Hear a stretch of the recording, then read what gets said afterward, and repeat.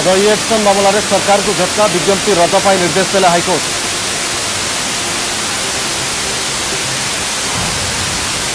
मध्याह्न भोजन को व्यवस्थित करने को जारी है नुआ प्रोसेसन। मासक भितर सबू स्कूल या रोषई घर अभियोग शुणाणी टोल फ्री नंबर। गरीब तालिकार ओडिशा 4 नंबर। बिहार में कमिला 20%। ओडिशा रे 4 तथापि बीजेडी बाहाकोट विशेषज्ञों मत दुर्बल है स्वतंत्र पाइबा। चतुर्थ ग्राम सभा भी वेदांत विरोधी स्वर नियमजी न छाड़ा कहले कलाहां कानापुर आदिवासी। आसंता काली पाला मेरे आउ एक डाक्तरखाना ना नवजात नर्क। बुर्ला मेडिकल 7 मासरे 409 शिशु मृत्यु। ब्रह्मपुर एमकेसीजी रे प्रतिदिन आखि बुझुंट ब्लीच। मालकानगिरी जड़े हार्डकोर माओवादी सह जड़े मिलिशिया गिरफ। विभिन्न हिंसाकांड हार दिनिकिया 6 विकेट जिम्बाब्वे को हराइला भारत। अधिनायक कोहली शतक।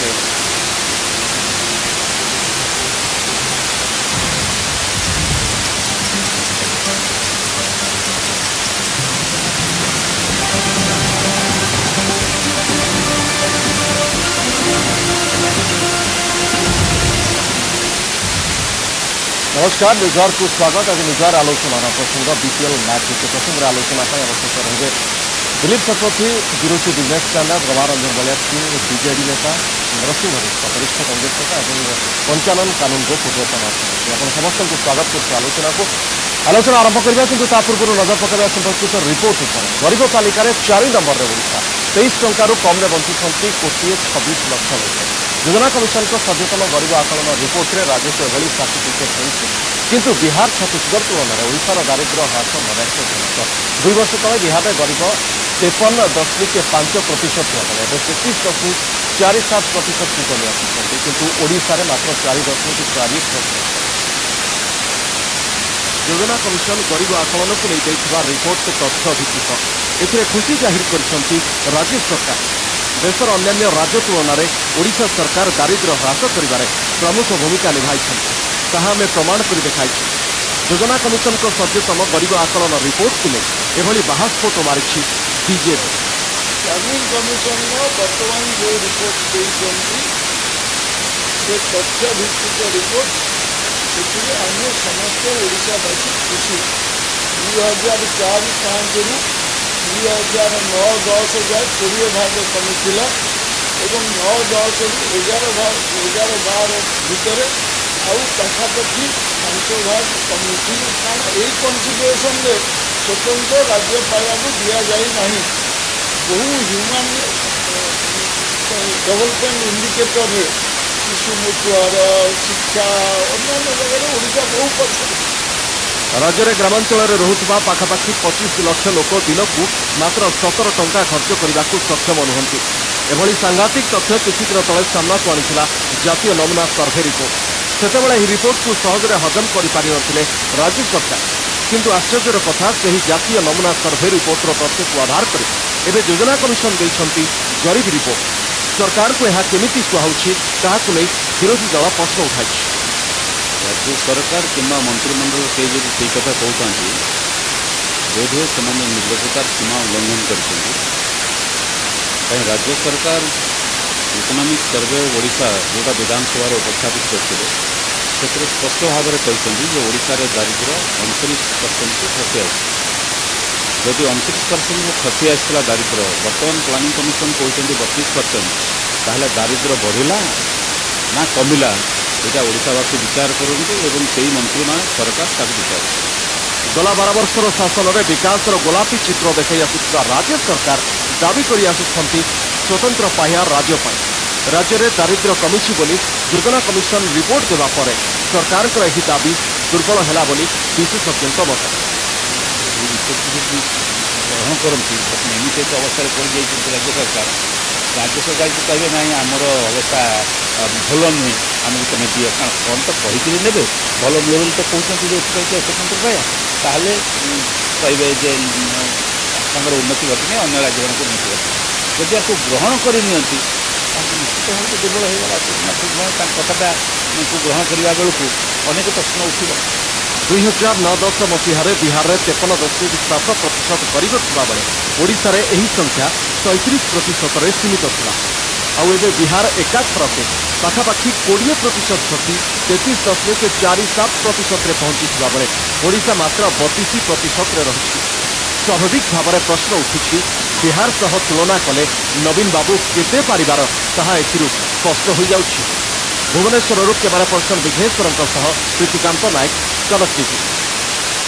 ପ୍ରକାଶ ପାଇଯାଇଛି ଗରିବଙ୍କ ତାଲିକା ଏବଂ ଗରିବଙ୍କ ତାଲିକାକୁ ନେଇ ଆରମ୍ଭ ହୋଇଛି ବିବାଦ ଏବଂ ରାଜନୀତି ମଧ୍ୟ ଆରମ୍ଭ ହୋଇଛି। ଗୋଟେ ପଟେ ଶାସକ ରାଜ୍ୟରେ କ୍ଷମତାରେ ଥିବା ଶାସକ ବିଜେଡି ଏହାକୁ ନେଇ ଖୁସି ଅଛି, କାରଣ ଯାହା ତଥ୍ୟ କହୁଛି ଯୋଜନା କମିଶନଙ୍କର ଯେ 2 ବର୍ଷ ଭିତରେ 2009-10, 2011-12 ଭିତରେ ପାଖାପାଖି 5% ଗରିବ କମିଛନ୍ତି ଏବଂ ତାକୁ ନେଇକି ବିଜେଡି ସରକାର ବା ବିଜେଡି କହିବାକୁ ଚାହୁଁଛି ଯେ ଓଡ଼ିଶାରେ ଗରିବଙ୍କ ସଂଖ୍ୟା କମିଛି ଏବଂ ସେ ଦିଗରେ ରାଜ୍ୟ ସରକାରଙ୍କ ଭୂମିକା ଗୁରୁତ୍ୱପୂର୍ଣ୍ଣ।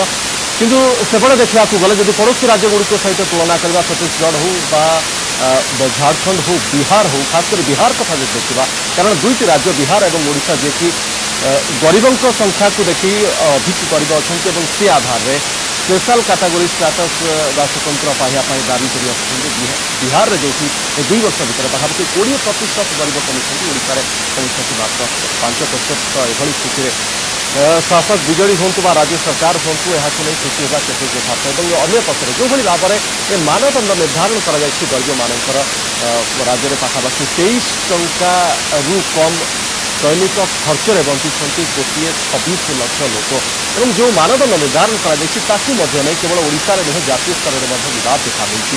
ଯେ ତେନ୍ଦୁଲକରଙ୍କ ଅଭିଯୋଗ ଯେଉଁ ରହିଛି, ଯେଉଁ ମାପକ ଯେଉଁ ରହିଛି ସେ ଆଧାରରେ ଗରିବ ନିର୍ଣ୍ଣୟ କରାଯିବା ଏବଂ ଏଟା କେତେ ଦୂର ଯୁକ୍ତିଯୁକ୍ତ ଏବଂ ତାକୁ ନେଇ ମଧ୍ୟ ଏକ କମିଟି ରଙ୍ଗରାଜନଙ୍କ ଅଧ୍ୟକ୍ଷତାରେ ମଧ୍ୟ ଗଠନ କରାଯାଇଛି ଯେ ବାସ୍ତବରେ ଏହାକୁ ଗ୍ରହଣ କରାଯିବ କେତେ ଦୂର ଉଚିତ କି ନାହିଁ। ଏହା ପଛରେ ମଧ୍ୟ ରାଜନୀତି ରହିଛି ଯେ ଯେଉଁଭଳି ଭାବରେ ବିଭିନ୍ନ ରାଜ୍ୟରେ ଗରିବଙ୍କ ତାଲିକା, ଖାସ କରି ଓଡ଼ିଶା, ବିହାର ଭଳି ରାଜ୍ୟରେ ଗରିବଙ୍କର ସଂଖ୍ୟା କମିବା ଏବଂ ଛତିଶଗଡ଼, ଝାଡ଼ଖଣ୍ଡ ଭଳି ଯେଉଁମାନେ କି ଗରିବ ବୋଲି କହି ଆସିଥିଲେ ଏବଂ ଏଥିପାଇଁ ଅଧିକ କେନ୍ଦ୍ରୀୟ ସହାୟତା ଦାବି କରି ଆସିଥିଲେ, ସେମାନଙ୍କର ଗରିବମାନଙ୍କର ତାଲିକା କମିବା ଏହା ପଛରେ ମଧ୍ୟ କେନ୍ଦ୍ରର ରାଜନୀତି ଥିବା ମଧ୍ୟ ଅଭିଯୋଗ ଆସୁଛି। ଏ ପ୍ରସଙ୍ଗରେ ଆମେ ଆଲୋଚନା କରିବା। ବିପିଏଲ୍ ମ୍ୟାଜିକ୍ ନ୍ୟୁଜ୍ ପୁଣି ଥରେ କରି ରଖିବା। ଆମ ସହିତ ଏ ପ୍ରସଙ୍ଗରେ ଆଲୋଚନା ପାଇଁ ଅଛନ୍ତି ବରିଷ୍ଠ କଂଗ୍ରେସ ନେତା ନରସିଂହ ମିଶ୍ର, ଆମ ସହିତ ଅଛନ୍ତି ପଞ୍ଚାନନ କାନୁନଗୋ, ପୂର୍ବତନ ଅର୍ଥମନ୍ତ୍ରୀ ଆମର ସିଟି ଷ୍ଟୁଡିଓରେ ଅଛନ୍ତି, ରମାରଞ୍ଜନ ବଳିଆର ସିଂ ଅଛନ୍ତି ବିଜେଡି ନେତା ଏବଂ ଦିଲ୍ଲୀପ ଶତପଥୀ ଅଛନ୍ତି ବିରୋଧୀ ବିଜନେସ୍ ଷ୍ଟାଣ୍ଡାର୍ଡ। ଆପଣ ସମସ୍ତଙ୍କୁ ସ୍ୱାଗତ କରୁଛି ଆମର ଆଲୋଚନାକୁ। ଦିଲ୍ଲୀପ ବାବୁ, ଆପଣଙ୍କଠାରୁ ଆରମ୍ଭ କରିବା ପାଇଁ ଚାହିଁବି ଏବଂ ଯେଉଁଭଳି ଭାବରେ ଏ ଅଙ୍କକୁ ନେଇକି ଖୁସି ଜାହିର କରୁଛନ୍ତି, ଯାହା ଆପଣ ଶୁଣିଲେ ପଞ୍ଚାୟତରାଜ ମନ୍ତ୍ରୀଙ୍କର ପ୍ରତିକ୍ରିୟା ଏବଂ ଖୁସି ଯେ 5% ପାଖାପାଖି 2 ବର୍ଷରେ କମିଛି, ଗରିବଙ୍କ ସଂଖ୍ୟା କମିଛି ରାଜ୍ୟରେ ଏବଂ ଯେଉଁଠି ଆମେ ଦେଖିବା ପଡ଼ୋଶୀ ବିହାରରେ ଏହି ସମୟ ମଧ୍ୟରେ 20% କମିଛି ବୋଲି ଯୋଜନା କମିଶନ କହୁଛନ୍ତି, ଓଡ଼ିଶାରେ 5% କମିଛି ଏବଂ ତଥାପି ଖୁସି ଶାସକ ଦଳ ଏବଂ ରାଜ୍ୟ ସରକାର। ଆପଣ ଭାବୁଛନ୍ତି ଏଥିରେ ଖୁସି ହେବାର କିଛି କାରଣ? ମୁଁ ସେ ଓଡ଼ିଶା କଥା କହୁନି, କିନ୍ତୁ ମୋଟାମୋଟି ଭାବରେ ଯେଉଁ ପରିସଂଖ୍ୟାନ ଆସୁଛି ଇଏ ତାକୁ ଦେଖିଲେ ବହୁତ ଟିକେ ଅସୁବିଧା ଲାଗୁଛି କେତେ ଗୁଡ଼ାଏ ଜିନିଷରେ। ଯେ ପ୍ରଥମ କଥା ହେଉଛି ଯେ 2004-05ଠୁ 2009-10 ଭିତରେ ମାନେ 5 ବର୍ଷ ଭିତରେ ଆପଣଙ୍କର ସାମଗ୍ରିକ ଭାବେ ମାନେ ଓଭରଅଲ୍ ମାନେ ଅଲ୍ ଇଣ୍ଡିଆ ବେସିସ୍ରେ ଆପଣଙ୍କର ଦାରିଦ୍ର୍ୟ କମିଲା 6%। 9-10ରୁ 11-12 ଭିତରେ ଏଇ 2 ବର୍ଷ ଭିତରେ 9% ହ୍ରାସ ହେଇଗଲା।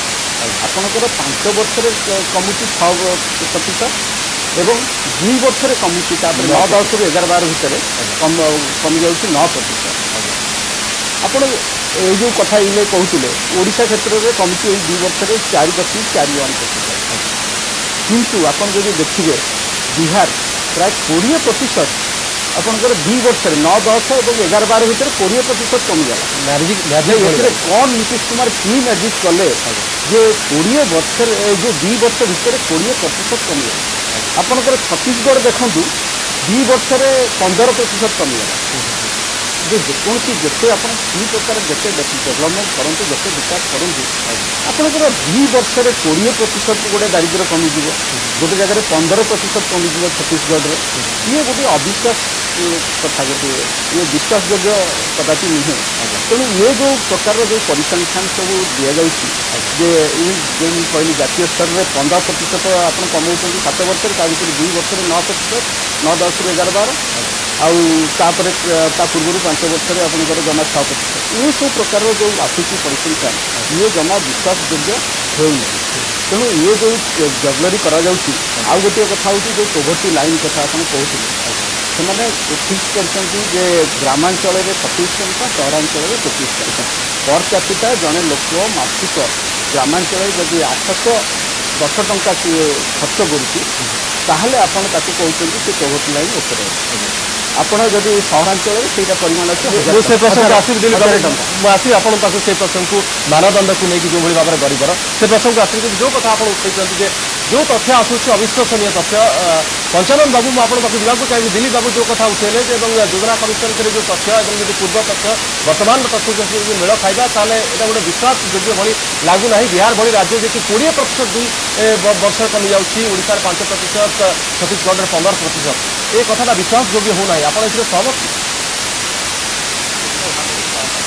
ପ୍ରଥମେ କହି ରଖେ କେବଳ ବିହାର ଓଡ଼ିଶା ନୁହେଁ ଆସାମ ଛତିଶଗଡ଼ ସମସ୍ତ ପୂର୍ବାଞ୍ଚଳ ରାଜ୍ୟମାନଙ୍କରେ ଯେ ଅତ୍ୟନ୍ତ ଭଲ ପ୍ରଦର୍ଶନ କରିଛନ୍ତି ଆର୍ଥିକ ସ୍ଥିତି ଭଲ ହେଇଛି ଏ କଥା ଦେଖିବା ପାଇଁ ଉପା ସରକାର ଆକୁ କହିଛନ୍ତି ସାମ୍ନାକୁ ଆଣିଛନ୍ତି ମୁଁ ଗୋଟିଏ କଥା ସ୍ମରଣ କରି ଦେଉଛି ଯେ ତେନ୍ଦୁଲକରଙ୍କର ଏଇ ତଥ୍ୟକୁ ନେଇକରି ତେନ୍ଦୁଲକର ଯେଉଁ ମେଥୋଡୋଲୋଜି ଦେଇଥିଲେ ତାକୁ ହିସାବ କରିକିରି ଯେତେବେଳେ ପ୍ଲାନିଂ କମିଶନ ବର୍ଷକ ତଳେ ଏକଥା କହିଲେ ସେତେବେଳେ ସାରା ଭାରତ ବର୍ଷରେ ଏବଂ ପାର୍ଲାମେଣ୍ଟରେ ବିରୁଦ୍ଧ ଆଚରଣ ହେଲା ଏବଂ ସେଥିପାଇଁ ଶ୍ରୀ ରଙ୍ଗରାଜନଙ୍କର ଅଧ୍ୟକ୍ଷତାରେ ଗୋଟିଏ କମିଟି ବର୍ତ୍ତମାନ ଗଠିତ ହେଇଛି ସେ କମିଟି ଏପର୍ଯ୍ୟନ୍ତ କିଛି କହିନାହାନ୍ତି ଏଥିରେ ଆଉ ଗୋଟିଏ କଥା ମୁଁ କହୁଛି ଯାହା କହିଲେ ଦିଲ୍ଲୀପ ବାବୁ ମୁଁ ତାଙ୍କୁ ଖାଲି ମିଶାଇ ଦେବା ପାଇଁ ତାଙ୍କ ସାଙ୍ଗରେ ଯେଉଁ ତେନ୍ଦୁଲକରଙ୍କର ଯେଉଁ ତଥ୍ୟ ନେଇଛନ୍ତି ସେ ବିଶେଷ ଭାବରେ କଞ୍ଜମ୍ପସନ୍ ଥିଓରିକି ନେଇଛନ୍ତି ଏବଂ କଞ୍ଜମ୍ପସନ୍ ଥିଓରି ମାନେ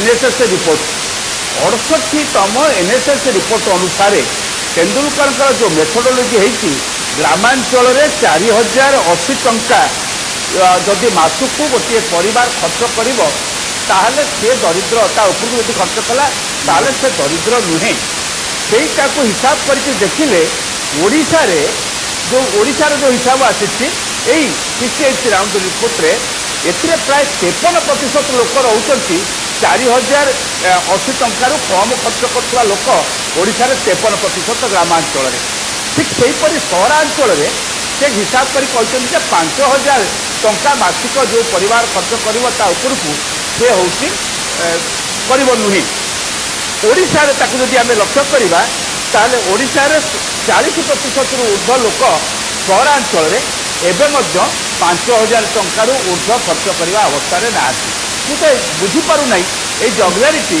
ଯଦି 50%ରୁ ଉର୍ଦ୍ଧ୍ୱ ଲୋକ ଗ୍ରାମାଞ୍ଚଳରେ ସେଇ ଷ୍ଟାଣ୍ଡାର୍ଡ ଅନୁସାରେ ତେନ୍ଦୁଲକରଙ୍କ ଷ୍ଟାଣ୍ଡାର୍ଡ ଅନୁସାରେ 4010 ଟଙ୍କା ଖର୍ଚ୍ଚ କରିବାର ତାକତ ନାହିଁ ଏବଂ ଯେଉଁ ଅନୁସାରେ ସହରାଞ୍ଚଳରେ 30%ରୁ ଅଧିକ 40%ରୁ ଅଧିକ ଲୋକଙ୍କର ଏ ଷ୍ଟାଣ୍ଡାର୍ଡ ନାହିଁ ସେତେବେଳେ ଆମେ ୟାକୁ କିପରି ଭାବରେ କହୁଛେ ଯେ ଆମେ ଦରିଦ୍ର ମୁକ୍ତ ହୋଇଗଲାଣି ଏବଂ ଦାରିଦ୍ର୍ୟ କମିଲାଣି ହିସାବ ଦେଖାଇଛନ୍ତି ସତ୍ୟ ଯେ 57.2%ରୁ କମି ଆସିକରି 32% 32.59%କୁ ଆସିଛି ବୋଲିକରି ଓଡ଼ିଶାରେ କହିଛନ୍ତି ଏବଂ ବିହାରରେ ସେହି ସମୟରେ 54.4%ରୁ 33.74% କମିଥିବାର 47% କମିଥିବାର କୁହାଯାଉଛି ଏ ହିସାବ ସେ ଦେଇଛନ୍ତି କିନ୍ତୁ ମୋର ବଡ଼ ପ୍ରଶ୍ନ ହେଉଛି ଯେ ଯାହାକୁ ଆଧାର କରି ସେ ଦେଇଛନ୍ତି ସେଇ ଆଧାରରେ ଆଜି ଓଡ଼ିଶାରେ 50%ରୁ ଉର୍ଦ୍ଧ୍ୱ ଲୋକ 4000 ଟଙ୍କାରୁ ଅଧିକ ଆୟ ମାସିକ ଖର୍ଚ୍ଚ କରିବାର ତାକତ ନାହିଁ ସେହି ରିପୋର୍ଟରେ କୁହାଯାଇଛି ଏହାର ଉତ୍ତର ମୋତେ ସମସ୍ତେ ମୋ ସାମ୍ନାରେ ମୁଁ ଯେଉଁ ରଖୁଛି ଏହା ଉତ୍ତରଟି ଟିକେ ସମସ୍ତଙ୍କ ସାମ୍ନାକୁ ଆସିବା ଦରକାର ରମାରଞ୍ଜନ ବାବୁ ସେଇ କଥା ଯେଉଁ କଥା ଆରମ୍ଭରୁ ଯେଉଁ କଥା ଆମେ କହୁଥିଲୁ ଯେ ଆପଣଙ୍କ ଦଳ ଯେଉଁଭଳି ଭାବରେ ଏବଂ ରାଜ୍ୟ ସରକାର ଖୁସି ଜାହିର କରୁଛନ୍ତି ପଞ୍ଚାନନ ବାବୁ ତଥ୍ୟ ରଖିଲେ ତ ତାକୁ ଏଇ ତେନ୍ଦୁଲକର କମିଟିର ଯେଉଁ ହିସାବ ଅଛି ସେ ଅନୁସାରେ ଯଦି ଦେଖିବା ଯେ ଆପଣ କେଉଁ ହିସାବରେ କେମିତି ଆପଣ ଖୁସି ଜାହିର କରିବେ ଏବଂ କହିବେ ଯେ ରାଜ୍ୟରେ ଦରିଦ୍ରଙ୍କ ସଂଖ୍ୟା କମିଛି ଶୁଣନ୍ତୁ ଆମେ ସମସ୍ତେ ଚ୍ୟାନେଲରେ ଯେଉଁମାନେ ଅଛନ୍ତି ପ୍ରାୟ ସମସ୍ତେ କହିସାରିଲେଣି ଯେ ଏଇ ଯେଉଁ ରିପୋର୍ଟ ଚୂଡ଼ାନ୍ତ ରିପୋର୍ଟ ନୁହେଁ ଏବଂ ଏଇ ରିପୋର୍ଟକୁ ନେଇକି ଆପଣ ତେନ୍ଦୁଲକରଙ୍କ ରିପୋର୍ଟକୁ ନେଇକି ସାରା ଦେଶବ୍ୟାପୀ ଏବଂ ପାର୍ଲାମେଣ୍ଟରେ ବିଭିନ୍ନ ପ୍ରକାର ପ୍ରତିକ୍ରିୟା ପ୍ରକାଶ ପାଇଛି ନିଜେ କେନ୍ଦ୍ର ସରକାର ଯିଏ ପ୍ଲାନିଂ କମିଶନ ଯେଉଁ ରିପୋର୍ଟ ଦେଇଛି से रिपोर्ट रे जे केते दूर ताकू ठीक मन करछंती ता मध्य संध्या ता न होइथिले आज पुणी रंगराजन को गोटे कमिशन तैयारी करा जाई ए कथा करा जाई नथिला। द्वितीय कथा होउची जदि मु परिसंख्यान भितर को जीवा चाहिए किंतु 63-64 मसीहा ठारू 2000 मसीहा पर्यंत सारा भारत वर्ष रे 30 वर्ष भितर जो पॉवर्टी रिडक्शन जो रेट थिला से होची 1.10 एवं ओडिशा रे एवं बिहार रे मात्र 0.81 थिला। तो आज जो कहुच्छी जे नहीं 2004 ରୁ 2011 भितर पॉवर्टी रिडक्शन होगला 2.18 एवं ताकू नहीं यूपीए सरकार खुशी जाहिर कर। तो प्रथम कथा हूँ ये जो माने रिपोर्ट दाखल कराई केते दूर तार जो परिसंख्यान दिखाई परिसंख्यान केते दूर ग्रहणीय किंतु संपूर्ण कहीसारे जो कथा ग्रहणीय कथा आप कहले पंचायत राज मंत्री जहाँ प्रतिक्रिया था से कहते तथ्य भित्तिक कहूँ कथा शुणु से जदि रंगराजन ये तेंदुलकर कमिटी रिपोर्ट को ग्रहण करा जाए कारण ए जो फिगर्स मान देखते से फिगर रे 2004 मसीह 57%, 2009 मसीह 37% एवं आज दिन में 32%। एवं जो इकोनॉमिक सर्वे कथा जो कथा श्रीयुक्त नरसिंह बाबू कहते 2005 इकोनॉमिक सर्वे आप देखिए से आम 47% विषय थिला बोली कहूँ। आज दिन में केंद्र सरकार जो कथा कहते प्लानिंग कमिशन जो कथा कहते अपर पक्षे आरडी डिपार्टमेंट बा अन्य विभाग से कथा ग्रहण करने प्रस्तुत नुहे जो कि जो 2 टंकिया चाउल बा टंकिया चाउल एवं माने थाना इतला पर्यंत से कथा जाऊँगी से गोटे विवादीय प्रश्न नहीं।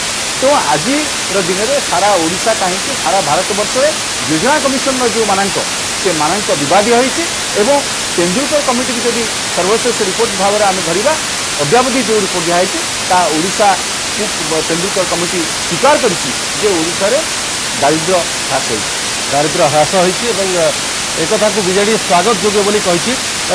वरिष्ठ कांग्रेस नेता नरसिंह मिश्र आम सहित अच्छा नरसिंह बाबू जो कथा ये आसूसी पंचानन बाबू कहले दिलीप बाबू कहले रमारंजन बाबू कहले जे जदि तथ्य को देखा योजना कमिशन जो तथ्य रखिंट गरीब को परिसंख्यान को लेकिन से परिसंख्यान सन्देहयुक्त एवं अविश्वसनीय कारण पूर्वर जदि देखा तथ्य और वर्तमान तथ्य जो भाव में गरीब संख्या कमिची देखाई पंचानन बाबू जो कथा कहे खास कर पूर्वर जो राज्यगुड़िक रही पूर्व राज्यगुड़िक बेसी फोकस कर गरीब बेसी कमिटी देखा या पचर गोटे राजनीतिक गंध रही ओडिशा बाबद विशेषकर आम आलोचना करने कथा एवं राज्य सरकार मत कौन ताकू आधार कर आलोचना कले भल हम। योजना कमिशन रिपोर्ट आसला ओडिशा सरकार बहुत खुशी।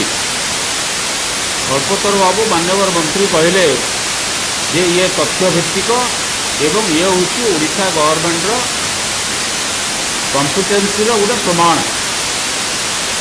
ओडिशा सरकार जहाँ कहते ताकू आधार कर मोर वक्तव्य रखी 2010-11 इकोनॉमिक सर्वे ऑफ ओडिशा जोटा कि राज्य सरकार निजे प्रस्तुत करिसेंती एवं ताकू विधानसभा उपस्थापित करिसेंती सेतरे को तथ्य देइथिले से ओडिशा सरकार तथ्य अनुसार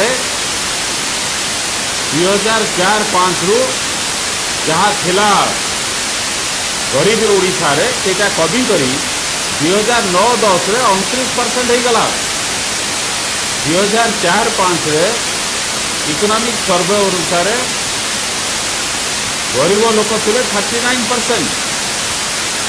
2009-10 रे कमी करी हो गला 29%।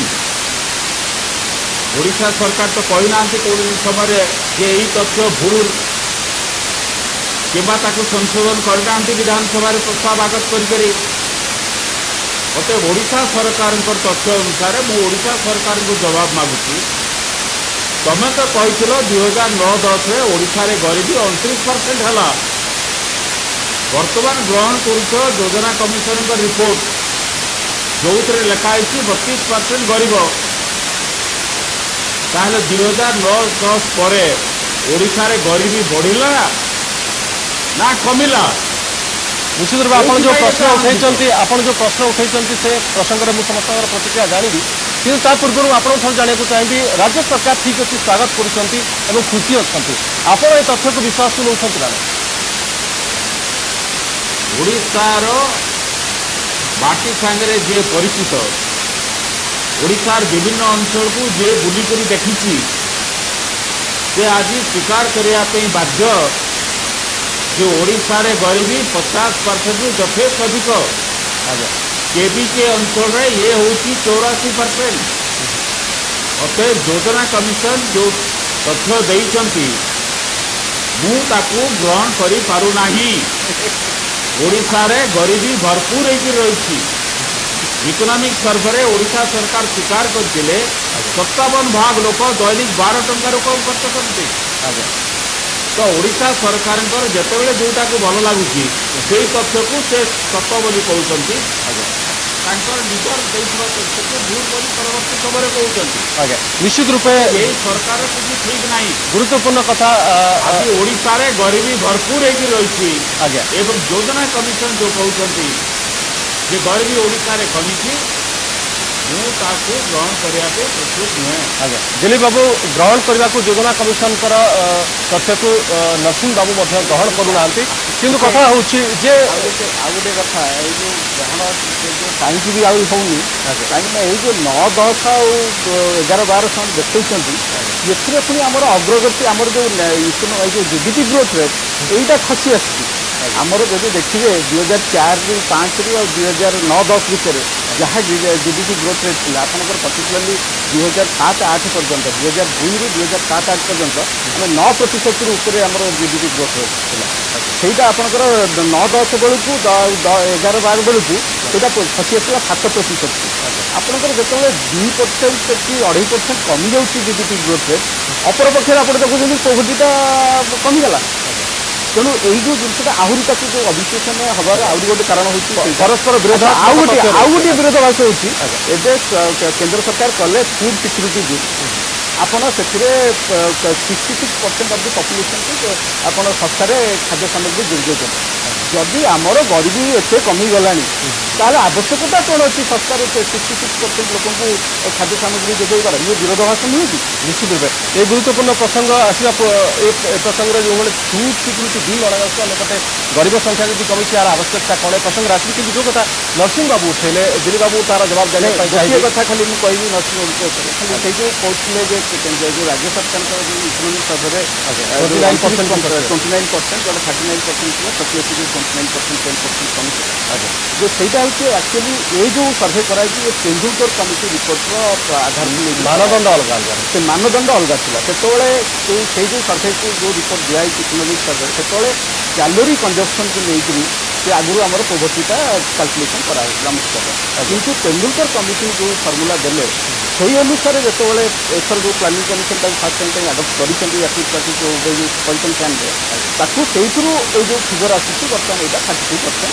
32.5%। किंतु देखा जब राज्य आगुरी गोटे अलग मानदंड होता कि राज्य सरकार तो बहुत वर्ष धरी आमर जो बर्तमान जो केंद्र सरकार याचिक एवं राज्य सरकार ता भर जो केते गरीब अच्छा से नहीं तो आपंकर गोटे बड़ विभेद रही एपर्यंत राज्य समान मानदंड नुहे राज्य सरकार भिन्न राज्य सरकार एपटे देखते 29% कि अंपटे देखिए जितेबाला आपंकर जो बीपीएल चाउल कथा पड़ू से कहते आम 54 लक्ष अच्छा गरीब किंतु जदि आप देखिए जब 54 लक्ष जब आम रहती परिवार जब गरीब रहती ताहले तो सी 29% यथेष अधिक। तेणु गोटे पटे जो बीपीएल चाउल मागला बेलू से गोटे देखते फिगर आउ जो परिसंख्यान कथा आउ गोटे फिगर देखा जो कथा भी प्लानिंग विकास कथा कहला प्लानिंग कमिशन उपाध्यक्ष यही कथा से पॉइंट आउट करते एक सभार भुवनेश्वर। निश्चित जो कथा कहले नरसिंह बाबू जो प्रश्न उठेले जे आम देखा जो राज्य सरकार कथा ये तथ्य को लेकिन राज्य सरकार खुशी होते पंचायत राज मंत्री प्रतिक्रिया शुणिले तो एभली भितर आप भावुंट कि जे केवल सुहाइला भली जेहेतु ये तथ्य आसूसी राज्य सरकार यहाँ स्वागत कर जो 4.41% को खसी आसूसी परिवार और राज्य सरकार स्वागत कर तथ्य भित्तिक जो कथा नरसिंह बाबू कहले जे जेहेतु सुहाइला तेणु राज्य सरकार ताको स्वागत ନାଇଁ ଜିନିଷ ହେଉଛି ଆପଣ ଯେଉଁ ରାଜ୍ୟ ସରକାର ଯେଉଁ ବର୍ତ୍ତମାନ କହିଲେ 4.4% ଯଦି ଖସି ଆସିଲା ବୋଲି ରାଜ୍ୟ ସରକାର ସୁହାଉଛି ବୋଲି କହୁଛନ୍ତି ଅପରପକ୍ଷରେ ଦେଖନ୍ତୁ ତାହେଲେ ଛତିଶଗଡ଼ରେ 15% ଏବଂ ବିହାରରେ 20% ଖସି ଆସିବ ତାମାନେ ଆସାମରେ 6% ଖସି ସେଇ 2 ବର୍ଷ ଭିତରେ ତେଣୁ ଆମେ ଯଦି ଦେଖିବା ଅନ୍ୟାନ୍ୟ ରାଜ୍ୟ ତୁଳନା କଲେ ଆମେ ତ ଆଉ ତାହେଲେ କମ୍ ଅଛି ତାହେଲେ ଆମର ଯେଉଁ ରାଜ୍ୟଗୁଡ଼ିକ ବଟମ୍ରେ ଥିଲେ ଆମେ ତାହାକୁ ଆମେ ଏବେ ବି ବର୍ତ୍ତମାନ ମଧ୍ୟ ଓଡ଼ିଶା ସେ ଯେଉଁ ବଟମ୍ ଯେଉଁ 5-6ଟି ରାଜ୍ୟ ଅଛନ୍ତି ତା ଭିତରେ ରହୁଛି ଯେତେ ହ୍ରାସ ସତ୍ତ୍ୱେ ଆମେ ଯଦି ଆମର ପାଖାପାଖି ରାଜ୍ୟ ସହିତ ଆମେ ଯଦି ଆମକୁ କମ୍ପେୟାର କରିବା ସେମାନଙ୍କର ହ୍ରାସ ତ ଆମଠୁ ଯଥେଷ୍ଟ ଅଧିକା ହେଇଛି ଯଦି ଏ ପରିସ୍ଥିତିକୁ ଗ୍ରହଣ କରାଯାଏ ମଧ୍ୟ ଯଦି ବି କରାଯାଏ ଯଦି ଦେଖିବା ତାହେଲେ ଅନ୍ୟ ରାଜ୍ୟ ଯେଉଁ ଆମ ସହିତ କମ୍ପାରେବୁଲ୍ ରାଜ୍ୟ ତାର ତ ଆହୁରି ଅଧିକା ହ୍ରାସ ହେଉଛି ନିଶ୍ଚିତ ପ୍ରଭାନନ୍ଦ ଓଡ଼ିଶାର ଯେଉଁ ଅବସ୍ଥା ଆର୍ଥିକ ଅବସ୍ଥା ଦୃଷ୍ଟିରୁ ଅଭିବୃଦ୍ଧି ହାର କଥା କହୁଥିଲେ ଯେ କେନ୍ଦ୍ର ଯେତେବେଳେ 7% ବା 8% ଅଭିବୃଦ୍ଧି ହାର ଲକ୍ଷ୍ୟ ରଖିଥିଲେ ଓଡ଼ିଶାର ଗୋଟେ ସମୟରେ ଅଭିବୃଦ୍ଧି ହାର 9% ହୋଇଯାଇଥିଲା ଏବଂ 7%ରୁ 9% ଓଡ଼ିଶାର ଅଭିବୃଦ୍ଧି ହାର ରହିଛି ଏ କଥା ବାରମ୍ବାର ଚର୍ଚ୍ଚା ହେଇଛି। ଦ୍ୱିତୀୟ କଥା ହେଉଛି ଦାରିଦ୍ର୍ୟତା କଥା ନେଇ ଶ୍ରୀଯୁକ୍ତ ନରସିଂହ କଥା କହିଲେ ଯେ ଓଡ଼ିଶାରେ ଦାରିଦ୍ର୍ୟତା 50%ରୁ କମ୍ ନୁହେଁ। ଯଦି 50%ରୁ କମ୍ ନୁହେଁ ବରିଷ୍ଠ କଂଗ୍ରେସ ନେତାଙ୍କ କଥା ଯଦି ସତ୍ୟ ତାହେଲେ କେନ୍ଦ୍ର ଯେଉଁ ଚାଉଳ ଦେଉଛି ଯେଉଁଥିପାଇଁ ଦ୍ୱନ୍ଦ୍ୱ ଆଜି ସୃଷ୍ଟି ଆମେ କହୁଛୁ 48 ଲକ୍ଷ ସେମାନେ କହୁଛନ୍ତି 38 ଲକ୍ଷ 10 ଲକ୍ଷର ଡିସ୍କ୍ରିପେନ୍ସି କାହିଁକି ଅଛି ଏବଂ ରାଜ୍ୟ ଯେଉଁମାନେ କେନ୍ଦ୍ର ରାଜ୍ୟର ଯେଉଁମାନେ ବରିଷ୍ଠ କଂଗ୍ରେସ ନେତାମାନେ ଅଛନ୍ତି ସେମାନେ କେନ୍ଦ୍ରକୁ କାହିଁକି କହୁନାହାନ୍ତି ଯେ এই ଚାଉଳ ପ୍ରକୃତରେ ଓଡ଼ିଶା ପାଇବା କଥା ଏବଂ କେଉଁଥିପାଇଁ ସେମାନେ ଥାନା ପର୍ଯ୍ୟନ୍ତ ଯାଉଛନ୍ତି ଟିକଲା ଦେବ ନାଇଁ ଏଠି ଯୋଉ କଥା ଦିଲ୍ଲୀପ ବାବୁ ଉଠେଇଲେ ଦୁଇଟା ଭିନ୍ନ ସ୍ୱର ରାଜ୍ୟ ସରକାରଙ୍କର ବିଜେଡିର ଦୁଇଟା ଭିନ୍ନ ସ୍ୱର ଯେତେବେଳେ ବିକାଶ କଥା କହୁଛୁ ସେତେବେଳେ ଆମେ କହୁଛୁ ନାଇଁ ଆମର ଦରିଦ୍ର ଅଧିକ ଅଛନ୍ତି ବିପିଏଲ୍ ଆମକୁ ଅଧିକ କୋଟା ଦରକାର ଏବଂ ଏଠି ଖୁସି ରାଜ୍ୟ ସରକାର ଦୁଇଟି ଭିନ୍ନ ସ୍ୱର କହୁନାହାନ୍ତି ବରଂ କେନ୍ଦ୍ର ସରକାର ସେ ଆର୍ଡି ଡିପାର୍ଟମେଣ୍ଟ କ୍ଷେତ୍ରରେ ଗୋଟିଏ ଭିନ୍ନ ସ୍ୱର ଏବଂ ପ୍ଲାନିଂ କମିଶନ ଯେତେବେଳେ ଇଏ କରୁଛି ରିପୋର୍ଟ ଦାଖଲ କରୁଛି ସେତେବେଳେ ଗୋଟେ ଭିନ୍ନ ସ୍ୱର ବିଭିନ୍ନ ପ୍ରକାର ଫିଗର ଗୋଟେ ଜଗଲେରୀ କରି ଆଜି ଏ ଅବସ୍ଥା ସୃଷ୍ଟି କରିଛନ୍ତି କେବଳ ଓଡ଼ିଶାରେ ନୁହେଁ ଯଦି ଭାରତବର୍ଷର ଫିଗର ବି ଆପଣ ଦେଖିବେ ଆପଣଙ୍କର 2004ରେ 37%, 2009ରେ 29% ଏବଂ 2013ରେ 22%। ଅଥଚ ଅଭିବୃଦ୍ଧି ହାର ଯେଉଁଟା ଆଶା କରାଯାଇଥିଲା ତାହା ହେଇନି ଏବଂ ମୁଦ୍ରାସ୍ଫୀତି ମଧ୍ୟ ବହୁତ ବଢ଼ିଛି ଏବଂ ସେହି ସବୁ ଦୃଷ୍ଟିକୋଣରୁ ଦେଖିଲେ ଭାରତବର୍ଷର ଫିଗର ଏବଂ ସମଗ୍ର ବିଭିନ୍ନ ରାଜ୍ୟର ଫିଗର ଯାହା ଅଛି ତାହା ଏକ ଦ୍ୱନ୍ଦ୍ୱ ଆଣିଦେଉଛି କିନ୍ତୁ ଯଦି ଆମେ ତେନ୍ଦୁଲକର ରିପୋର୍ଟକୁ ଗ୍ରହଣ କରିବା ସେ ରିପୋର୍ଟ ଠିକ୍ ବୋଲି ବିଚାରିବା ସେ ଦୃଷ୍ଟିକୋଣରୁ ଓଡ଼ିଶା ନିଶ୍ଚିତ ଭାବରେ ଖୁସି ହେବ ଯେ ଆମେ ଦାରିଦ୍ର୍ୟତା ହ୍ରାସ କରିବାରେ ସମର୍ଥ ପଞ୍ଚାନନ ବାବୁ ଆମେ ଯଦି ଦେଖିବା ଯେ ଏଇ ଯେଉଁ ଗରିବଙ୍କ ସଂଖ୍ୟାକୁ ନେଇକି ବାରମ୍ବାର ବିଭିନ୍ନ ତଥ୍ୟ ଆସୁଛି ଏବଂ ତାକୁ ନେଇ ଗୋଟେ ଦ୍ୱନ୍ଦ୍ୱ ଉପୁଜୁଛି ବିବାଦ ଉପୁଜୁଛି ଏବଂ ଲାଟେଷ୍ଟ ସେ ତଥ୍ୟକୁ ଆମେ ଯଦି ଗ୍ରହଣ କରିବା ଯୋଜନା କମିଶନଙ୍କର ତଥ୍ୟକୁ ଆପଣ ଭାବୁଛନ୍ତି ଓଡ଼ିଶା ଉପରେ ଏହାର କ'ଣ ପ୍ରଭାବ ପଡ଼ୁଛି?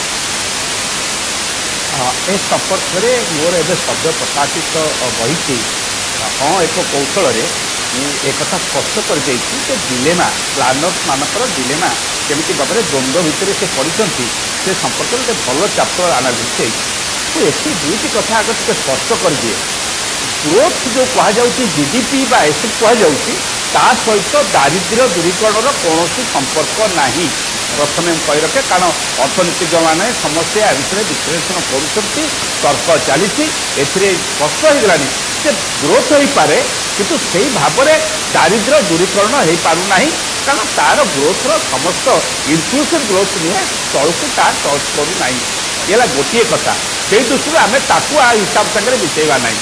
ଦ୍ୱିତୀୟ କଥା ହେଉଛି ଫୁଡ୍ ସିକ୍ୟୁରିଟି ଆଉ ଏକ ତଥ୍ୟ ଆଉ ଗୋଟିଏ କଥା ଫୁଡ୍ ସିକ୍ୟୁରିଟି ଫର୍ 100% ପ୍ରତ୍ୟେକ ଲୋକଙ୍କ ପାଇଁ ଖାଦ୍ୟ ହାତ ପାହାନ୍ତାରେ ମହଜୁଦ ରଖିବା ଏବଂ ତାର କ୍ରୟ ଶକ୍ତି ଅନୁସାରେ ତାକୁ ସେ ଯେମିତି ପାଇବ ସେ ଅନୁସାରେ ରଖିବା ପାଇଁ ଆଜି ଦିନରେ 63%ରୁ 60% ଉର୍ଦ୍ଧ୍ୱ ଲୋକଙ୍କ ପାଇଁ କରିବା ପାଇଁ ବର୍ତ୍ତମାନ ଫୁଡ୍ ସିକ୍ୟୁରିଟି ଆକ୍ଟରେ ଏ କରିବା ପାଇଁ ଯାଉଛନ୍ତି ଯେ ସେମାନଙ୍କୁ ଚାଉଳ 3 ଟଙ୍କାରେ ବା ଗହମ 2 ଟଙ୍କାରେ ଯୋଗାଇ ଦିଆଯିବ। ଶସ୍ତାରେ କାହିଁକି ତା ଅର୍ଥ ନୁହେଁ ଯେ 60% ଲୋକ ଗରିବ ଅଛନ୍ତି। ଆମେ ଗୋଟିଏ ସେକ୍ସନ କହିଲେଣି ବର୍ତ୍ତମାନ ଯେ 100% ପାଇଁ ସିକ୍ୟୁରିଟି କର ସିକ୍ୟୁରିଟିଟା ହେଉଛି ଫର୍ 100% 100% ପାଇଁ ଯିଏ ଇଚ୍ଛା ହେଲା ସେ କିଣିବ ସେ ଇଚ୍ଛା ନହେଲା ସେ ନ କିଣିପାରେ କିନ୍ତୁ ତା ପାଇଁ ମହଜୁଦ ରହିଥିବ ଏବଂ ନିରାପତ୍ତାଟି ତା ପାଇଁ ଥିବ। ଏହା ହେଉଛି କନଷ୍ଟିଟ୍ୟୁସନାଲ ରାଇଟ୍ ଆର୍ଟିକଲ 21 21ତମ ସମ୍ବିଧାନର ଧାରା ଅନୁସାରେ ଏକଥା କରିବା ପାଇଁ ସରକାର ବାଧ୍ୟ ଅଟନ୍ତି। ସେଇ ଦୃଷ୍ଟିରୁ ତାକୁ ମଧ୍ୟ ଆ ସାଙ୍ଗରେ ମିଶେଇବା ନାହିଁ। ଯେ ତାକୁ ଛାଡ଼ିଦେଲେ ମୁଁ ଯେଉଁ ପ୍ରଶ୍ନଟି ପଚାରିଛି ସେ ପ୍ରଶ୍ନର ଉତ୍ତର କେନ୍ଦ୍ର ସରକାରଙ୍କର ପ୍ରତିନିଧି ଦେବା ଦରକାର, ରାଜ୍ୟ ସରକାରଙ୍କର ପ୍ରତିନିଧି ଦେବା ଦରକାର। ତେନ୍ଦୁଲକରଙ୍କର ହିସାବ ଅନୁସାରେ 4010 ଟଙ୍କା 80 ଟଙ୍କା ଯାହାର ଆୟ 81 ଟଙ୍କା ହେଇଥିବ ସେ ବିପିଏଲ୍ ନୁହେଁ। ଓଡ଼ିଶାରେ 5 ଜଣ ପରିବାର ବିଶିଷ୍ଟ ଲୋକଙ୍କର ଯେଉଁ ଆୟ ଅଛି ସେ ଯେଉଁ ଇଏ କମିଟି ଅନୁସାରେ ଆମର ଯେଉଁ 68 ରାଉଣ୍ଡ ଅନୁସାରେ 50% ଉର୍ଦ୍ଧ୍ୱ ଲୋକ ଏତିକି ଆୟ ଖର୍ଚ୍ଚ କରିବାର କ୍ଷମତା ବର୍ଷକୁ ନାହିଁ। ସେଇଥିରେ କୁହାଯାଇଛି। ତାହେଲେ କ'ଣ ବିଚାର କରିବା? ଜଗଲାରୀ ଖାଲି ବିଚାର କରିବାନି, ସ୍ୱଚ୍ଛତା ବୋଲିକି ମୁଁ କହିବି, କେବାକୁ ଜଗଲାରୀ ବୋଲି କହିବିନି, ସ୍ୱଚ୍ଛତା ବୋଲିକି କହିବି। କାରଣ ଲୋକମାନଙ୍କୁ ନିର୍ବାଚନ ବର୍ଷରେ ନୂଆ ବୁଲିବା ପାଇଁ ଏତେ ପ୍ରଗତି ହେଇଛି ଯେ ଆଉ ଯାହା ନରସିଂହବାବୁ କହୁଥିଲେ ବାସ୍ତବ ସ୍ଥିତି ଗୋଟେ ଅଲଗା। ଏବଂ କାହିଁକି ବାସ୍ତବ ସ୍ଥିତି ଅଲଗା କହୁଛି ନା ଶାସନା କମିଟି ଯେତେବେଳେ 84% କହିଲା ତାକୁ ସାଙ୍ଗେ ସାଙ୍ଗେ ସରକାର କହିଲେ ଗୋଟେ କ୍ୟାପିଂ କର, 50%କୁ କ୍ୟାପିଂ କର। କ୍ୟାପିଂ କେମିତି ତୁମେ ହିସାବ ଦେଲ ଗୋଟେ ମେଥଡ଼ ବାହାର କଲେ କ୍ୟାପିଂ କ'ଣ କରିବେ ଏବଂ ସେଥିପାଇଁ ପିସ୍ ଆଇନା ଆ ଉପରେ ଏ କମିଟିରେ ନିଜର ମତ ଅଲଗା ମତଟିଏ ମଧ୍ୟ ଦେଇଛନ୍ତି। ଆମେ ସମସ୍ତେ ଏହାକୁ ପଡ଼ିଶେ ସ୍ମରଣ କରିବା ଉଚିତ। ସେଇ ଦୃଷ୍ଟିରୁ ସରକାରଙ୍କର କେନ୍ଦ୍ର ସରକାର ଗୋଟେ ସ୍ପଷ୍ଟ ଚିତ୍ର ତିଆରି କରିବା ପାଇଁ ଆଦୌ ଚାହାନ୍ତି ନାହିଁ। ଗୋଟେ ଗୋଳମାଳିଆ ଅବସ୍ଥା ଭିତରେ ଏ ଦାରିଦ୍ର୍ୟକୁ ନେଇ ପଶା ଖେଳ ଖେଳିକିରି ଏ ଦାରିଦ୍ର୍ୟକୁ ପକେଇକିରି ଏ କେବଳ ଭୋଟ ରାଜନୀତି କରିବା ପାଇଁ ସେଠି ଇଏ ଚାହୁଁଛନ୍ତି। ଏବଂ ଆମେ ମଧ୍ୟ ଦୁଃଖର ସହିତ କହୁଛେ ଆମେ ଯେଉଁମାନେ ଗାଁରେ ଅଛେ ତଳସ୍ତରରେ ସରକାର ଗଢ଼ିଛେ ଆମେ ମଧ୍ୟ ଏଥିରୁ ନିବୃତ୍ତ ହେଉନାହୁଁ। ତାହା ମଧ୍ୟ ଏକ ଦୁଃଖଦାୟକ ଘଟଣା। ନିଶ୍ଚିତ ରୂପେ ଦୁଃଖଦାୟକ ଘଟଣା। ନରସିଂହ ବାବୁ ମୁଁ ଆପଣଙ୍କ ପାଖକୁ ଆସିବାକୁ ଚାହିଁବି, ଯେଉଁଭଳି ଭାବରେ ବିଭିନ୍ନ ସମୟରେ ଗୋଟେ ଦ୍ୱନ୍ଦ୍ୱ ସୃଷ୍ଟି ହେଉଛି ଗରିବଙ୍କର ସଂଖ୍ୟାକୁ ନେଇକି ପରିସଂଖ୍ୟାନକୁ ନେଇକି, କିନ୍ତୁ ଦେଖିବା ଯେଉଁଭଳି ଭାବରେ ଯେଉଁ ଆକଳନକୁ ନେଇକରି ଏ ଗରିବଙ୍କ ସଂଖ୍ୟା ନିର୍ଦ୍ଧାରଣ କରାଯାଇଛି ସଦ୍ୟତମ ଯୋଜନା କମିଶନଙ୍କର ରିପୋର୍ଟ ଦେଖିବା ଯେ 27 ଟଙ୍କା ଏବଂ 33 ଟଙ୍କା। ଆପଣ ଭାବୁଛନ୍ତି ଯେ ଏଇଟା ଓଡ଼ିଶା ଭଳି ଏକ ରାଜ୍ୟ, ଆପଣ ନିଜେ ସ୍ୱୀକାର କଲେ ଯେ 50%ରୁ ଅଧିକ ଗରିବ ଏବେ ବି ରାଜ୍ୟରେ ଅଛନ୍ତି। ଏଭଳି ଏକ ମାନଦଣ୍ଡ ଏବଂ ଗରିବଙ୍କ ସଂଖ୍ୟା ନିର୍ଣ୍ଣୟ କରିବା ଏଇଟା ଓଡ଼ିଶା ପ୍ରତି ଗୋଟେ ଉପହାସ ନୁହେଁ କି ଯେ ଓଡ଼ିଶାରେ ଗରିବଙ୍କର ସଂଖ୍ୟା ନିର୍ଦ୍ଧାରଣ କରିବା এই তথ্য আধারে 27 টଙ୍କା এবং 33 ଟଙ୍କା। ଆଜ୍ଞା ପ୍ରଥମରେ ମୁଁ ଟିକେ ଉତ୍ତର ଦେଇଦିଏ। ଆଜ୍ଞା ଦିଲ୍ଲୀପ ବାବୁ କହିଲେ ଯେ ଓଡ଼ିଶା ସରକାର ଯେଉଁ ଇକୋନୋମିକ୍ ସର୍ଭେରେ 29% ଦେଖୁଛନ୍ତି ତାର ଆଧାର ଅଲଗା ଏବଂ ପରବର୍ତ୍ତୀ ସମୟରେ ଯେଉଁ ତଥ୍ୟ ଦିଆଯାଇଛି ତାର ଆଧାର ଅଲଗା। ମୁଁ କହିଦେବା ପାଇଁ ଚାହେଁ ଯେ ଓଡ଼ିଶା ସରକାର 2009-10ରେ ଗରିବୀ 29% ଥିଲା ବୋଲି କହିଛନ୍ତି। କେଉଁ ଆଧାରରେ କହିଛନ୍ତି ସେ କହିନାହାନ୍ତି। ସେ କହିଛନ୍ତି ଯେ ଏଇଟା 2004-05ରେ 39% ଥିଲା, ଇଏ ଖସିକରି 29% ହେଇଗଲା। ବର୍ତ୍ତମାନ ପ୍ଲାନିଂ କମିଶନ କ'ଣ କହିଛନ୍ତି? 2009-10ରେ এইটা 37% ଥିଲା। অতএব কেউ আধারে সে কহিলে ମୁଁ ଭାବୁଛି ଦୁଇ ଜଣଙ୍କର ଆଧାର ସମାନ। ଇଏ ଓଡ଼ିଶା ସରକାର ଯେତେବେଳେ ତାକୁ ଯାହା ଇଚ୍ଛା ଲାଗୁଛି ସେ ସେଇ ଷ୍ଟାଟିଷ୍ଟିକ୍ସ ଦେଇଦେଉଛି। এটা বিভিন্ন আলোচনাରେ ମୁଁ କହିଛି যে ইকোনমিক সর্ভে অফ ওড়িশা 2010-11 ଓଡ଼ିଶା ସରକାର କେଉଁ ଭିତ୍ତିରେ କହିଲେ ଯେ ଓଡ଼ିଶାରେ ଗରିବୀ 29%। ବର୍ତ୍ତମାନ କେଉଁ ଭିତ୍ତିରେ ମାନ୍ୟବର ମନ୍ତ୍ରୀ କହୁଛନ୍ତି ଯେ ଇଏ 37%ରୁ 32% ଖର୍ଚ୍ଚରେ ଥିଲା ଏବଂ ଠିକ୍ ତଥ୍ୟ ହିସାବରେ ଯୋଜନା କମିଶନ କହିଛନ୍ତି।